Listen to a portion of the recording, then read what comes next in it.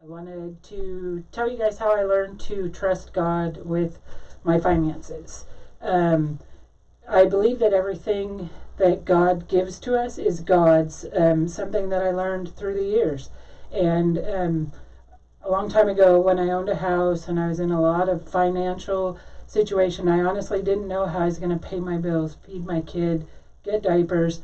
And the neighbor kids who I loved came over and were talking to me, and they told me they were getting school clothes, but they didn't have very much money. And immediately there was this, give them money and do it so they don't know you did it. And I knew it was God talking to me, and I questioned it, and I questioned it a lot. And how do I give it anonymously? And so I actually fought with God on it because I needed that money, and I knew I needed that money, but He told me to give it. So I went to the post office and got their post office number, and then I went and bought two $25 cards. It wasn't much, but it's what God told me to give, to trust that $50 was theirs and not mine, because it was God's. And so I gave it, and I sent it through the post office. And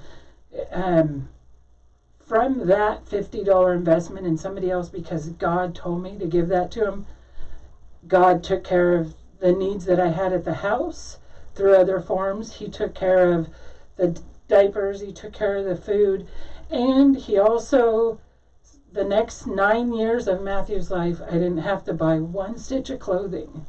And what that taught me about God's trust is that I don't give God $50 and then He gives me $50 back, but God makes a way when we don't even know there's a way. And when you give, you can't outgive Him. 9 years of clothing for $50 that I was scared to give, but I decided to trust God. Trust Him, because He's going to do way more with what He's given you than what you can do with it. So I'm just asking you to trust Him, even if it's a small amount.